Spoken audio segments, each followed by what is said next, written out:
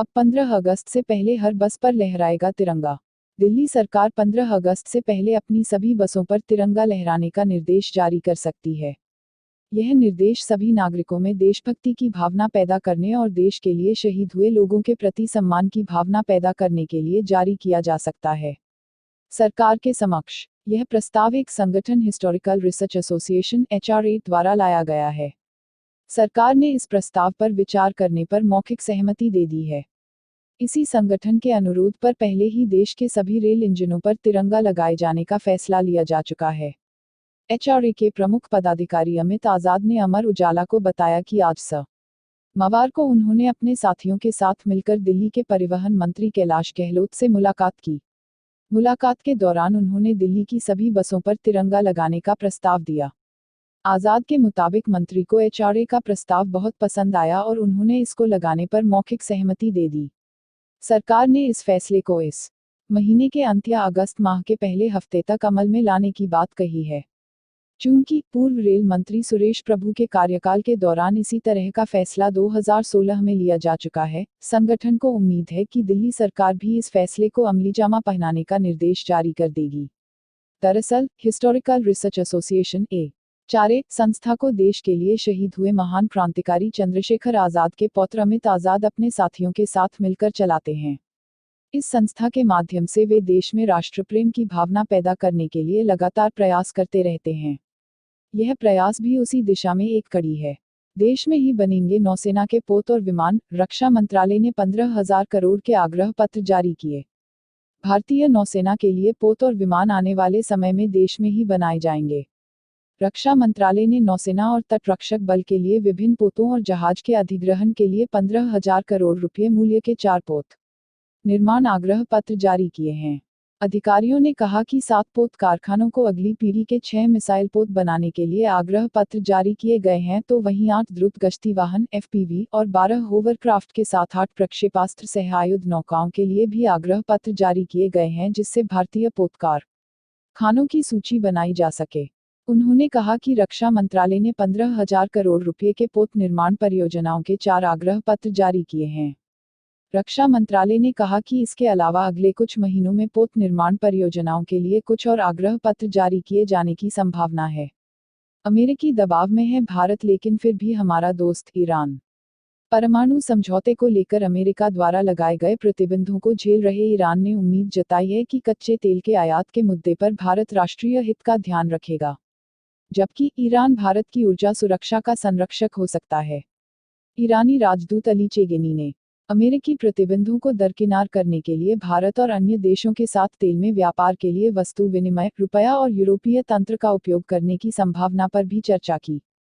भारत में ईरान के राजदूत अली चेगेनी ने कहा कि ईरान द्वारा भारत को ऊर्जा के मामले में रियायत, पहुंच और सुरक्षा उपलब्ध कराई जा सकती है। ईरानी राजदूत का यह बयान इसलिए अहम है क्योंकि हाल में ही भारत दौरे पर आए अमेरिकी विदेश मंत्री माइक पोम्पियो ने कहा था कि ईरान से तेल आयात पर प्रतिबंध से उत्पन्न होने वाली स्थिति की भरपाई के लिए अमेरिका सब कुछ करने को तैयार है। पिछले हफ्ते अमेरिकी विदेश मंत्री पोम्पियो के साथ संयुक्त प्रेस वार्ता में विदेश मंत्री एस जयशंकर की टिप्पणी का उल्लेख करते हुए अली चेगेनी ने कहा, भारतीय विदेश मंत्री एस जयशंकर ने ऊर्जा की सुलभता और सुरक्षा की बात कही तो ईरान एकमात्र ऐसा देश है जो भारत के लिए ऊर्जा के लिए जरूरी इन सभी पहलुओं को प्रदान कर सकता है। भारत ईरान सांस्कृतिक कार्यक्रम में पत्रकारों से बातचीत के दौरान उन्होंने कहा, हम अपने दोस्त से उम्मीद करते हैं, हम एक दूसरे को समझते हैं, हम सब अपने राष्ट्रीय हित का पालन करें। ईरान भारत की ऊर्जा सुरक्षा के रक्षक बनने के लिए तैयार है। कर्नाटक में भीड़ ने की तेंदुए की हत्या, देखता रहा वन अधिकारी। कर्नाटक में भीड़ ने एक तेंदुए को मौत के घाट उतार दिया है। हैरानी की बात तो यह है कि ये सारी घटना वन अधिकारी के सामने हुई। मामला बुधवार का बताया जा रहा है। यहाँ चित्रदुर्ग जिले के कुरुब्राहल्ली गांव में ग्रामीणों ने तेंदुए को चारों ओर से घेर लिया और उसे लाठियों से मारा। ये जगह राजधानी बेंगलुरु से करीब 200 किलोमीटर की दूरी पर स्थित है। इस पूरी घटना का एक वीडियो भी रिकॉर्ड हुआ है। बताया जा रहा है कि अनार के बगीचे में बीते 2 दिनों में तेंदुए ने 2 स्थानीय लोगों पर हमला किया। इन हमलों से गांव वाले काफी गुस्से में आ गए। ऐसी कोई घटना दोबारा ना हो, इसके लिए ग्रामीणों ने तेंदुए की तलाश करना शुरू कर दिया। भी अड़ ने बुधवार को तेंदुए को एक पेड़ पर चढ़ा हुआ पाया। वहां मौजूद एक व्यक्ति ने घटना का वीडियो रिकॉर्ड कर लिया, जिसमें दिख रहा है कि काफी सारे लोग तेंदुए को पत्थरों से मार रहे हैं। हालांकि अधिकारियों ने इन लोगों को रोकने की कोशिश भी की। आखिर में तेंदुआ पेड़ से नीचे आ गया। इसके बाद लाठियों से गांव वालों ने तेंदुए को मार दिया। कुछ इसी तरह की घटना मई में असम में भी हुई थी। यहाँ भी गांव वालों ने एक तेंदुए को मार दिया था। ग्रामीणों ने उसके पंजों को काट दिया था और उसकी आंखें तक निकाल दी थी। केवल इतना ही नहीं, मारने के बाद तेंदुए को कई दिनों तक टांग कर भी रखा गया। बताया गया कि एक ग्रामीण पर तेंदुए के हमले के बाद ग्रामीणों ने ये कदम उठाया। बजट 2019 एयर इंडिया में रणनीतिक विनिवेश के प्रस्ताव को फिर से शुरू करेगी सरकार। केंद्रीय वित्त एवं कॉर्पोरेट कार्य मंत्री निर्मला सीतारामन ने आज लोकसभा में 2019-20 का केंद्रीय बजट पेश करते हुए कहा कि सरकार ने 2019-20 के दौरान 1,05,000 करोड़ रुपये का विनिवेश लक्ष्य निर्धारित किया है। इसके अलावा एयर इंडिया के रणनीतिक विनिवेश की प्रक्रिया फिर से शुरू किया जाएगा और सरकार निजी क्षेत्र द्वारा सहभागिता के लिए सार्वजनिक क्षेत्र के उद्यमों का प्रस्ताव देगी। उन्होंने कहा कि सरकार गैर वित्तीय सार्वजनिक क्षेत्र में विनिवेश नीति को जारी रखेगी। सरकार 51% हिस्सेदारी को बनाए रखेगी। ऐसे उद्यमों पर अलग अलग विचार किया जाएगा जहां सरकार की हिस्सेदारी 51% से कम हो जाती है और सरकार नियंत्रण बनाए रखना चाहती है। सरकार ने 51% की हिस्सेदारी की वर्तमान नीति में भी संशोधन का फैसला लिया है। इसके लिए 51% हिस्सेदारी में सरकार नियंत्रित संस्थाओं की हिस्सेदारी को भी शामिल किया जाएगा। वित्त मंत्री ने कहा कि कुछ चयनित केंद्रीय सार्वजनिक क्षेत्र के उद्यमों का रणनीतिक विनिवेश सरकार की प्राथमिकता बनी रहेगी। सरकार सार्वजनिक क्षेत्र के उद्यमों की रणनीतिक बिक्री करेगी और गैर वित्तीय क्षेत्र में लोक उद्यमों को मजबूती प्रदान करेगी। एमडीएम के प्रमुख वाई को देशद्रोह मामले में दोषी करार। राज्यसभा चुनाव में तमिलनाडु से उम्मीदवार एमडीएम के प्रमुख वाई को शुक्रवार को देशद्रोह के मामले में दोषी करार दिए गए। 2009 के इस मामले में विशेष कोर्ट के जज जे शांति ने वाइको को 1 साल की साधारण जेल की सजा सुनाई है। वाइको पर आरोप है कि उन्होंने सरकार के खिलाफ लोगों को भड़काने वाला भाषण दिया था। कोर्ट ने वाइको को सजा के खिलाफ अपील करने के लिए 1 माह का वक्त दिया है। डीएमके ने अपने सहयोगी एमडीएमके को राज्यसभा चुनाव में 1 सीट दी है। वाइको ने 15 जुलाई 2009 को अपनी किताब आई एक्यूज के तमिल संस्करण के विमोचन समारोह में श्रीलंका के मुद्दे पर सरकार पर हमला बोला था, जिसे कारण उन पर देशद्रोह का मामला बना था। वाइको ने सजा सुनाए जाने पर कहा कि अगर तमिल लोगों की हत्या पर बोलने में सजा होती है तो वह ऐसी सजा का स्वागत करते हैं और 1 साल की सजा को स्वीकार करते हैं। वाइको के मुताबिक इस किताब में उनके द्वारा तमिल लोगों के लिए तत्कालीन प्रधानमंत्री नरेंद्र मोदी को लिखे पत्रों का संकलन है। रोहित राहुल के शतक की बदौलत भारत की श्रीलंका पर शानदार जीत। रोहित शर्मा 103 और केएल राहुल 111 के शानदार शतकों की बदौलत भारत ने लीड्स के हेडिंग्ले स्टेडियम में शनिवार को हुए इस मैच में श्रीलंका पर 7 विकेट से शानदार जीत दर्ज की। टॉस जीतकर श्रीलंका ने भारत के सामने 265 रन का लक्ष्य रखा था। जवाब में भारतीय टीम ने 2 विकेट गंवाकर 43.3 ओवर में लक्ष्य हासिल कर लिया। श्रीलंका जहां पहले ही टूर्नामेंट से बाहर हो चुकी है तो टीम इंडिया भी पहले ही सेमीफाइनल में पहुंच चुकी है। लक्ष्य का पीछा करने उतरी भारतीय टीम को सलामी बल्लेबाज रोहित शर्मा और केएल राहुल ने बेहतरीन शुरुआत दिलाई। 103 रन की शतकीय पारी के दौरान रोहित शर्मा ने विश्व क्रिकेट के कई कीर्तिमान अपने नाम किए। यह रोहित का इस टूर्नामेंट में 5वां शतक था। इसके साथ ही हिटमैन एक विश्व कप में सर्वाधिक रन बनाने वाले बल्लेबाज बन गए। रोहित और राहुल ने पहले विकेट के लिए 189 रन की साझेदारी की। भारत को पहला झटका रोहित के रूप में 31वें ओवर में लगा। उन्हें कसुन रजिथा ने पवेलियन की राह दिखाई। रोहित के आउट होने के बाद राहुल ने कप्तान विराट कोहली नाबाद 34 के साथ पारी को आगे बढ़ाया। दोनों ने दूसरे विकेट के लिए 55 रन की साझेदारी कर टीम को जीत करीब पहुंचाया।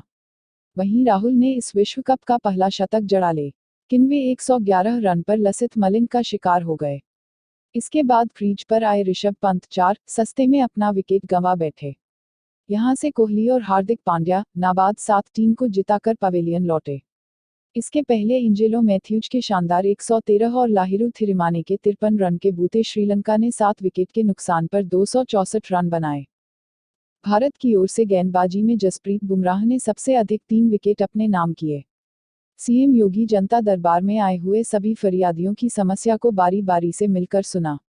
गोरखपुर। उत्तर प्रदेश के मुख्यमंत्री योगी आदित्यनाथ गोरखनाथ मंदिर प्रवास के दौरान दूर दूर से आए हुए फरियादियों से सीएम योगी सेवा आश्रम में आए हुए सभी फरियादियों के पास स्वयं सीएम योगी बारी बारी से पहुंचकर फरियाद को सुना, बातचीत कर एक एक व्यक्तियों की पीड़ा को सुना। जनता दरबार में लगभग हजारों की संख्या में फरियादी अपनी फरियाद को लेकर आए हुए थे। सभी की समस्याओं को सुना, संबंधित अधिकारियों को निर्देशित भी किया कि सभी के समस्याओं के समाधान होना चाहिए। सकुशल संपन्न हुआ ग्राम पंचायत का उपचुनाव। विकासखंड घुघली के ग्राम पंचायत पिछरुखिया तिवारी में शनिवार को ग्राम प्रधान पद के लिए हुआ उपचुनाव सकुशल संपन्न हो गया। मतदान के समय जहां बूथों पर पुलिस बल सक्रिय दिखी, वहीं मतदाताओं में वोटिंग के लिए उत्सुकता रही। सुबह में मतदान शुरू होने के 1 घंटे बाद से मतदाताओं की लाइन लगना शुरू हो गई थी। दोपहर तक ज्यादा से ज्यादा मतदाता अपने मताधिकार का प्रयोग कर चुके थे। विकासखंड घुघली के पिछरुखिया तिवारी में कुल 1971 में 1155 वोट पड़े। यहां 2 प्रत्याशी चुनाव मैदान में थे। इन दोनों प्रत्याशियों की किस्मत मतदाता पेटियों में कैद हो गई है। मिली जानकारी के अनुसार विकासखंड की पिछरुखिया तिवारी ग्राम प्रधान के चुनाव में स्थानीय प्राथमिक विद्यालय में 3 बूथ बनाए गए थे। यहां प्रातः 7 बजे से ही मतदाताओं की भीड़ जुटने लगी थी। शाम 5 बजे तक मतदान किया गया। प्रत्याशी व उनके प्रतिनिधि भी मतदाताओं को रिझाने में लगे रहे। कुल 971 मतदाताओं में से 1155 ने अपने मतों का प्रयोग किया, जो 58.59% है। सामान्य वर्ग महिला आरक्षित इस सीट पर नसीमा खातून पति नासिर व जिना देवी पति त्रिलोकी प्रत्याशी हैं। यह सीट प्रधान फैजुन निशा के निधन के कारण रिक्त हुई है, जिसका उपचुनाव आज सकुशल संपन्न हुआ। तिवारीपुर थाना क्षेत्र में हुई हत्या का क्षेत्राधिकारी कोतवाली वीपी सिंह ने तिवारीपुर थाने में प्रेस वार्ता कर किया खुलासा। गोरखपुर। विगत 2 जुलाई को तिवारीपुर थाना क्षेत्र के बहरामपुर उत्तरी निवासी राजू निषाद की 6 लोगों ने मारपीट कर निर्मम हत्या करने के बाद बेल्ट से उसके गले को बांधकर घसीटते हुए बंद के पास फेंक दिया था। पुलिस ने पहले ही 2 आरोपियों को गिरफ्तार कर जेल भेज दिया था। बाकी बचे 4 आरोपियों को पुलिस ने आज तिवारीपुर थाना क्षेत्र के दुर्गाबाड़ी रेलवे क्रॉसिंग के पास से गिरफ्तार करने में सफलता पाई। घटना का खुलासा करते हुए क्षेत्राधिकारी कोतवाली वीपी सिंह ने बताया कि पकड़े गए आरोपियों से पूछताछ में पता चला कि आरोपी अजीज पुत्र नजीर निवासी इलाहीबाग थाना तिवारीपुर का मृतक स्वः राजू निषाद खेत में गाय चराने को लेकर विवाद हो गया था, जिसके बाद इन लोगों ने राजू निषाद को जान से मारने की धमकी भी दिए थे। विगत 2 जुलाई को मृतक राजू निषाद और इन लोगों का आमना सामना हो गया, जिसके बाद गाली गलौज भी हुए और इन लोगों ने मारपीट कर उसकी हत्या कर शव को बेल्ट से घसीटते हुए बंधे के पास ले जाकर फेंक कर फरार हो गए थे। घटना के अनावरण में लगी टीम में थाना प्रभारी निरीक्षक तिवारीपुर सत्यप्रकाश सिंह, U0 निरीक्षक धर्मेंद्र कुमार, U0 शमशीर अहमद का 0 आशुतोष श्रीवास्तव का 0 विपिन यादव का 0 श्रीप्रकाश यादव शामिल रहे। भारत बांग्लादेश सीमा पर बीएसएफ की टीम पर मवेशी तस्करों का हमला। पश्चिम बंगाल में भारत बांग्लादेश सीमा के पास मवेशियों की तस्करी करने वाले हथियारबंद लोगों की ओर से एक गश्त टीम पर हमला किए जाने के बाद सोमवार को सीमा सुरक्षा बल बीएसएफ का एक जवान गंभीर रूप से जख्मी हो गया, जबकि जवाबी कार्रवाई में एक बांग्लादेशी शख्स मारा गया। अधिकारियों ने यह जानकारी दी। उन्होंने बताया कि यह घटना 7-8 जुलाई की दरमियानी रात उस वक्त हुई जब मवेशियों की तस्करी करने वाले 50-60 लोगों के एक समूह ने सीमा की दोनों तरफ से बीएसएफ के गश्ती दल पर हथियारों से हमला कर दिया। अधिकारियों ने बताया कि आत्मरक्षा में बीएसएफ को गोलियां चलानी पड़ी। बीएसएफ ने हमलावरों को तितर बितर करने के लिए पहले अपने पंप एक्शन बंदूकों से 2 गैर जानलेवा गोलियां दागी, लेकिन तस्करों ने 24वीं बटालियन के कांस्टेबल जिया उल हक पर बड़े धारदार हथियार डाह से हमला कर दिया। उन्होंने बताया कि हक की बांह और पीठ गंभीर रूप से जख्मी हो गई और इसके कारण उनके शरीर से काफी खून बह चुका था। इसके बाद बीएसएफ की इकाई के कमांडर ने इंसास राइफल से फायरिंग के आदेश दे दिए ताकि हमलावरों को जवानों पर और हमला करने से रोका जा सके। अधिकारियों ने बताया कि फायरिंग में एक बांग्लादेशी शख्स मारा गया। किसानों की विकास में बड़ी भूमिका, योगी आदित्यनाथ। उत्तर प्रदेश के मुख्यमंत्री योगी आदित्यनाथ ने कहा है कि देश के विकास में किसानों की बहुत बड़ी भूमिका है। अकेला यूपी पूरे देश का पेट भरने की क्षमता रखता है। सीएम योगी ने सोमवार को फैजाबाद के कुमारगंज स्थित नरेंद्र देव कृषि एवं प्रौद्योगिकी विश्वविद्यालय के ऑडिटोरियम में कृषि विज्ञान केंद्रों की 26वीं वार्षिक क्षेत्रीय कार्यशाला के शुभारंभ के मौके पर ये बात कही। सीएम योगी ने आगे कहा कि देश को मजबूत बनाने के लिए सभी का सहयोग चाहिए, चाहे वो राज्य हो या जिला। योगी ने कहा, सिद्धार्थनगर काला नमक और चावल की भूमि है। मुजफ्फरनगर में गुड़ की 108 वैरायटी तैयार की गई। यूपी में दलहन तिलहन की अपार संभावनाएं हैं, इसीलिए यूपी अकेले ही पूरे भारत का पेट भर सकता है। मुख्यमंत्री योगी आदित्यनाथ ने आगे कहा कि अगर कोई व्यक्ति या गोपालक गाय को एक से दूसरे स्थान पर जाता है तो गोसेवा आयोग उसे एक प्रमाण पत्र मुहैया कराए और उसकी सुरक्षा व्यवस्था की जिम्मेदारी ले, जिससे कि भीड़ हिंसा जैसी घटनाएं न हों। उन्होंने ये भी कहा कि आयोग चोरी छिपे हो रही गो तस्करी को रोके।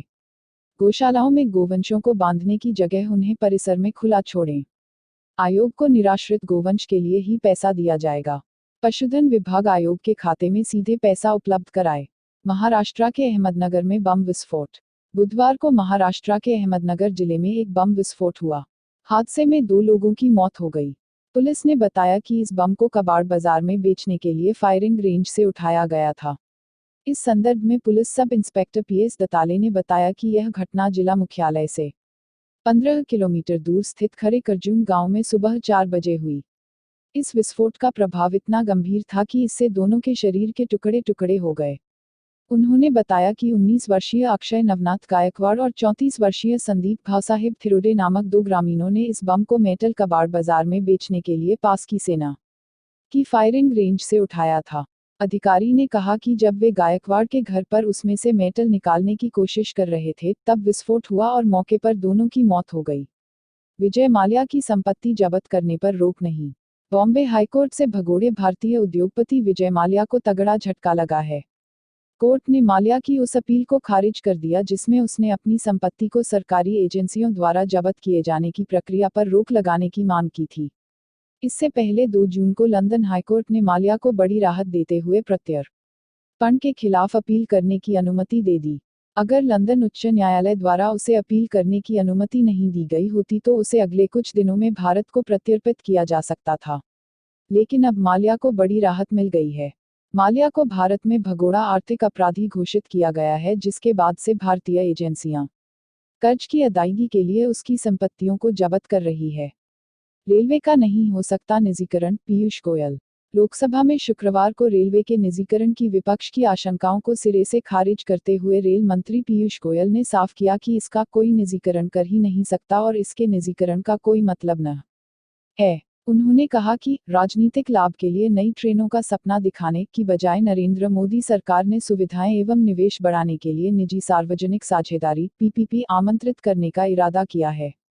लोकसभा में वर्ष 2019-20 के लिए रेल मंत्रालय के नियंत्रणाधीन अनुदानों की मांगों पर गुरुवार को देर रात तक चली चर्चा का शुक्रवार को जवाब देते हुए रेल मंत्री ने कहा, मैं बार बार कह चुका हूं कि रेलवे का निजीकरण नहीं किया जाएगा। उन्होंने कहा कि लेकिन कोई सुविधा बढ़ाने की बात करे, प्रौद्योगिकी लाने की बात करे, कोई नया स्टेशन बनाने की बात करे, कोई high speed, semi high speed train चलाने की बात करे, स्टेशन पर सुविधा बढ़ाने की बात करे तो इसके लिए निवेश आमंत्रित किया जाना चाहिए। भारतीय सीमा में 1.5 किमी तक घुसे चीनी सैनिक। डोकलम गतिरोध के तकरीबन 2 साल बाद चीनी सेना की ओर से एक बार फिर भारतीय क्षेत्र में घुसपैठ की खबर है। कुछ भारतीय अधिकारियों का कहना है कि 6 जुलाई को चीनी सैनिक जम्मू कश्मीर के लद्दाख में गाड़ियों से डेमचोक सेक्टर में करीब 1.5 किलोमीटर तक घुस आए। कोयुल गांव में घुसे चीनी सैनिकों ने दलाई लामा के 84वें जन्मदिन पर तिब्बती शरणार्थियों द्वारा झंडा फहराने का विरोध किया। भारतीय सेना के जवान भी मौके पर पहुंच गए। भारतीय सेना के अधिकारियों द्वारा शरणार्थियों की गतिविधियों पर ध्यान देने का आश्वासन मिलने के बाद वह वहां से कुछ घंटों बाद वापस लौट गए। वहीं दूसरी ओर रक्षा मंत्रालय के सूत्रों का कहना है कि चीनी सेना ने सीमा रेखा पार नहीं की। वे सेना की वर्दी में भी नहीं थे। उन्होंने सिर्फ बैनर दिखाए जिसमें लिखा था, तिब्बत को विभाजित करने के लिए सभी गतिविधियों को प्रतिबंधित करें। सूत्रों का कहना है कि 2 गाड़ियों से आए 11 चीनी लोग सीमा पर 30 से 40 मिनट रुके और वहीं से वापस चले गए। राष्ट्रपति रामनाथ कोविंद ने बालाजी मंदिर में की पूजा अर्चना। राष्ट्रपति रामनाथ कोविंद ने रविवार को आंध्र प्रदेश तिरुमला के नजदीक स्थित भगवान श्री वेंकटेश्वर स्वामी के प्राचीन मंदिर में पूजा अर्चना की। राष्ट्रपति यहां अपनी पत्नी सविता और परिवार के अन्य सदस्यों के साथ पहुंचे थे। इस धार्मिक यात्रा पर शनिवार को यहां पहुंचे राष्ट्रपति ने 4 मंदिरों में दर्शन किए। मंदिर के एक अधिकारी ने बताया कि रविवार तड़के वह मंदिर परिसर के मुख्य द्वार से अंदर आए। राष्ट्रपति का पारंपरिक तरीके से स्वागत किया गया। मंदिर के प्रमुख पुजारियों और शीर्ष पदाधिकारियों ने मंत्रोच्चारण किया, जो फिर उन्हें गर्भगृह तक ले गए। अधिकारी ने बताया कि कोविंद ने इस 2000 वर्ष पुराने मंदिर में आधा घंटा बिताया। अधिकारी ने बताया कि परंपरा के अनुसार इससे पहले राष्ट्रपति ने श्री भूवरहस्वामी मंदिर के दर्शन भी किए थे। रेनीगुंटा हवाई अड्डे पहुंचने के बाद तिरुमला की ओर रवाना हुए राष्ट्रपति ने रास्ते में तिरुचानूर में देवी, श्री पद्मावती और कपिला तीर्थम में शिव मंदिर के दर्शन किए थे। सितंबर 2017 में राष्ट्रपति पद का कार्यकाल संभालने के बाद कोविंद दूसरी बार भगवान वेंकटेश्वर के दर्शन करने यहां पहुंचे हैं। आसाराम बापू को झटका, सुप्रीम कोर्ट ने जमानत देने से किया इनकार। उच्चतम न्यायालय ने गुजरात में आसाराम के खिलाफ दर्ज यौन उत्पीड़न के एक मामले में जमानत याचिका खारिज कर दी। न्यायमूर्ति एनवी रमाना की पीठ को गुजरात सरकार की तरफ से पेश हुए सॉलिसिटर जनरल तुषार मेहता ने बताया कि मामले में ट्रायल जारी है और रहा भी 210 गवाहों की अभी जांच होनी बाकी है। पीठ ने जमानत याचिका रद्द करते हुए कहा कि निचली अदालत ट्रायल जारी रखे और वह गुजरात उच्च न्यायालय द्वारा दी गई प्रथम दृष्टया टिप्पणियों से प्रभावित हुए बिना अपना काम जारी रखें। सूरत की रहने वाली दो बहनों ने आसाराम और उसके बेटे नारायण साईं के खिलाफ दुष्कर्म और बंदी बनाकर रखने के अलावा अन्य मामलों में अलग अलग शिकायत दर्ज कराई है। इससे पहले आसाराम ने उच्च न्यायालय में अपनी पूरी जिंदगी जेल में काटने की सजा पर रोक लगाने के लिए 26 मार्च 2019 को याचिका दायर की थी, जिसे अदालत ने खारिज कर दिया। केवल इतना ही नहीं, अदालत ने उसकी जमानत याचिका भी खारिज कर दी थी। आसाराम पर पहले से ही दुष्कर्म और हत्या का मामला दर्ज है। इस मामले में वह जेल में बंद है। जोधपुर की अदालत ने राजस्थान में साल 2013 में 16 साल की एक लड़की के साथ दुष्कर्म करने के मामले में आसाराम को दोषी करार देते हुए उम्रकैद की सजा सुनाई है। मुंबई से दिल्ली जाने वाली फ्लाइट की लखनऊ में लैंडिंग। नागरिक उड्डयन महानिदेशालय (DGCA) ने विस्तारा एयरलाइंस के एक पायलट पर रोक लगा दी है। 15 जुलाई को DGCA को एक मामले की जानकारी मिली थी कि मुंबई से दिल्ली जाने वाली विस्तारा फ्लाइट UK 944 को खराब मौसम के चलते लखनऊ ले जाया गया था। बाद में पता चला कि विमान में ईंधन फ्यूल कम था। ऐसे में DGCA ने अनुशासनात्मक कार्रवाई करते हुए पायलट पर रोक लगा दी है। वहीं विस्तारा ने कहा कि फ्लाइट को खराब मौसम की वजह से डाइवर्ट किया गया। ईंधन की कोई समस्या नहीं थी। एयरलाइंस के अनुसार जब विमान प्रयागराज के रास्ते में था तब लखनऊ ATC ने लखनऊ में मौसम ठीक होने की जानकारी दी। इसके बाद पायलटों ने वापस लखनऊ जाने का फैसला लिया, क्योंकि वहां यात्रियों और विमान के लिए बेहतर सुविधा मौजूद है। हाफिज को जेल और कुलभूषण की फांसी पर रोक। 17 जुलाई का दिन भारतीयों के लिए गर्व का कहा जा सकता है। सुबह खबर आई कि पाकिस्तान ने टेरर फंडिंग के आरोप में राष्ट्रीय आतंकवादी हाफिज सईद को गिरफ्तार कर लिया है। जिस समय उसे गिरफ्तार किया गया उस वक्त वो लाहौर से गुजरांवाला जा रहा था। इसे भारतीय दबाव के रूप में भी देखा जा रहा है। हालांकि इसके मायने काफी विस्तृत हैं, क्योंकि इस समय पाकिस्तान भयंकर आर्थिक तंगी से जूझ रहा है। अर्थव्यवस्था ठप हो चुकी है और पैसे की किल्लत चरम पर है। पाकिस्तान कभी सऊदी देशों से मदद मांग रहा है तो कभी विश्व बैंक के आगे हाथ फैला रहा है। मुल्क के वजीर आजम इमरान खान अमेरिका से रिश्तों में सुधार की उम्मीद लिए वॉशिंगटन जा रहे हैं। अमेरिकी राष्ट्रपति डोनाल्ड ट्रंप पहले ही कह चुके हैं कि पाकिस्तान को अपनी जमीन पर पल रहे आतंकवाद को रोकना होगा, वरना अंतर्राष्ट्रीय बिरादरी में वह अलग थलग पड़ सकता है। इसी वजह से इमरान के दौर के ठीक पहले हाफिज को जेल में डाल दिया गया है, ताकि ट्रंप को खुश किया जा सके। हालांकि आदत से मजबूर पाकिस्तान कितने दिनों तक सईद में कैद में रखेगा, इससे पूरी दुनिया वाकिफ है। मायावती के भाई और भाभी पर आयकर विभाग की कार्रवाई। आयकर विभाग ने बसपा प्रमुख मायावती के भाई और भाभी के 400 करोड़ रुपए का बेनामी प्लाट जब्त किया है। मायावती के भाई आनंद कुमार और उनकी पत्नी विचित्रलता की संपत्ति की जांच आयकर विभाग पहले से ही कर रहा है। जिस प्लॉट को जब्त किया गया है वह नोएडा में स्थित है। इस प्लॉट को जब्त करने का आदेश 16 जुलाई को बेनामी निषेध इकाई BPU ने जारी किया था। इसके बाद 18 जुलाई को आयकर विभाग ने प्लॉट को जब्त कर लिया। यह प्लॉट 7 एकड़ में फैला है, जिसकी कीमत 400 करोड़ रुपए आंकी गई है। सूत्रों के अनुसार इस जांच के घेरे में मायावती भी आ सकती हैं, जबकि आयकर विभाग आने वाले दिनों में आनंद कुमार के कई अन्य बेनामी संपत्तियों पर भी कार्रवाई कर सकता है। हालांकि इसकी आधिकारिक पुष्टि नहीं हुई है। मायावती ने हाल ही में आनंद कुमार को बहुजन समाज पार्टी बसपा का राष्ट्रीय उपाध्यक्ष नियुक्त किया है। नवंबर-जनवरी में भारत आ सकते हैं ट्रंप। अमेरिकी राष्ट्रपति डोनाल्ड ट्रंप नवंबर या जनवरी के शुरुआती हफ्तों में भारत की यात्रा कर सकते हैं। उनकी इस यात्रा के लिए अमेरिकी और भारत के अधिकारियों के बीच बातचीत जारी है। जल्द ही उनके यात्रा की आधिकारिक घोषणा की जा सकती है। इकोनॉमिक टाइम्स की रिपोर्ट के अनुसार उनकी इस यात्रा के दौरान व्यापार और रक्षा क्षेत्र में दोनों देशों के बीच चल रहे गतिरोध पर चर्चा हो सकती है। ट्रंप के यात्रा से संबंधित चर्चा अभी प्रारंभिक चरण पर है। इससे पहले रेल और वाणिज्य मंत्री पीयूष गोयल अमेरिका की यात्रा पर जाएंगे। ट्रंप की इस यात्रा के संकेत अमेरिकी विदेश मंत्री माइक पोम्पियो ने भी दिया था। मीडिया से बातचीत में उन्होंने कहा था कि जल्द ही राष्ट्रपति ट्रंप और प्रधानमंत्री मोदी एक बैठक करेंगे जिसमें व्यापार और रक्षा के क्षेत्र के विवादित मुद्दों को हल करने का प्रयास किया जाएगा। ईरान ने पकड़ा ब्रिटिश झंडे वाला जहाज।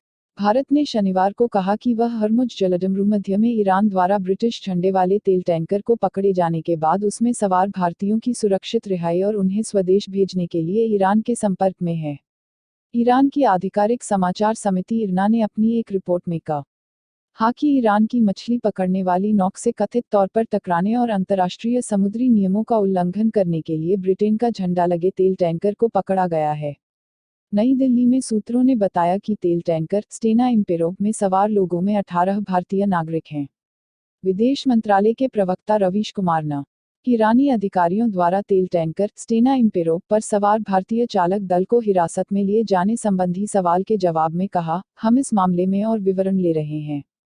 हमारा मिशन भारतीय नागरिकों की सुरक्षित रिहाई और उनकी वतन वापसी के लिए ईरान सरकार के संपर्क में है। शीला दीक्षित का निधन। 3 बार की दिल्ली की मुख्यमंत्री और वरिष्ठ कांग्रेस नेता शीला दीक्षित का शनिवार को नई दिल्ली में निधन हो गया। वह 81 वर्ष की थी। शीला दीक्षित लंबे समय से बीमार थी। आज सुबह करीब 10:30 बजे उसे भर्ती कराया गया। शहर के एक अस्पताल में दोपहर 3:55 बजे उसकी मौत हो गई।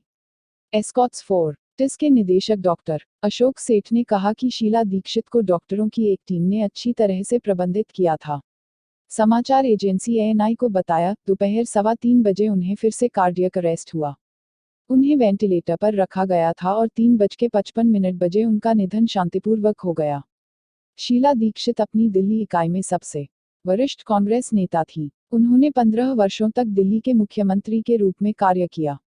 वह संप्रग अध्यक्ष सोनिया गांधी के भी काफी करीबी थे। शीला दीक्षित दिल्ली कांग्रेस की अध्यक्ष थी। उन्होंने 1998-2013 तक 15 वर्षों तक दिल्ली के मुख्यमंत्री के रूप में कार्य किया। चंद्रयान का सफल प्रक्षेपण, दोनों सदनों ने वैज्ञानिकों को दी बधाई। देश के दूसरे चंद्रयान के सफल प्रक्षेपण के बाद संसद के दोनों सदनों ने प्रक्षेपण से संबंधित वैज्ञानिकों और परियोजना से जुड़े लोगों को बधाई दी और कहा कि यह पूरे देश के लिए गौरव का क्षण है।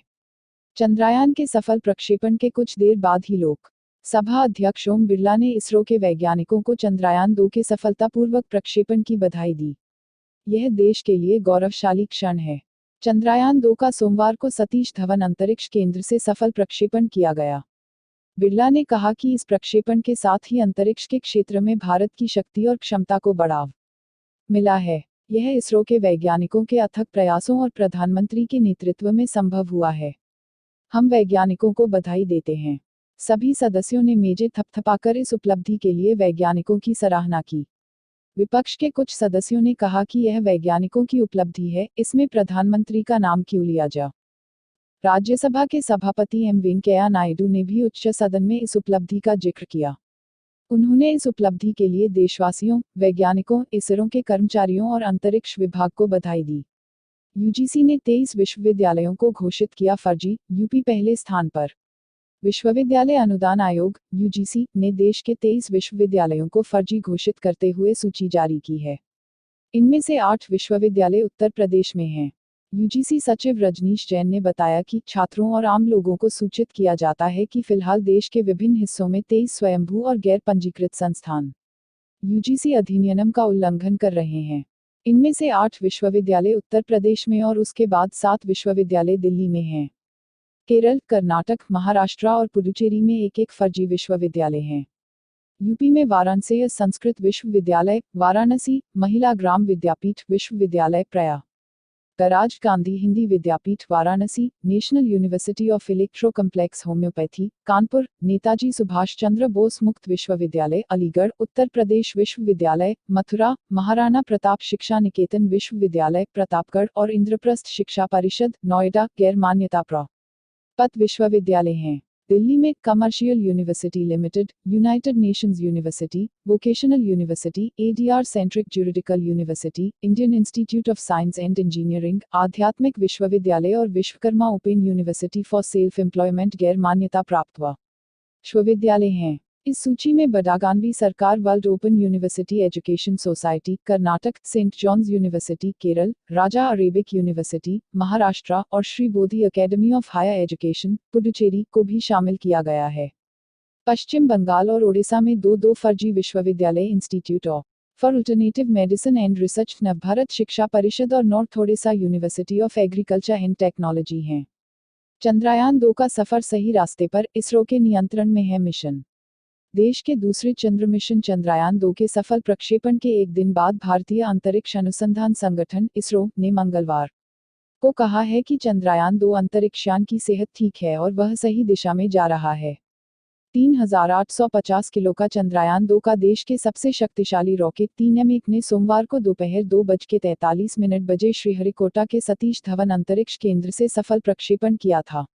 चंद्रयान 2 के करीब 3.84 लाख किमी की यात्रा करने के बाद 7 सितंबर को चांद की सतह पर पहुंचने की उम्मीद है।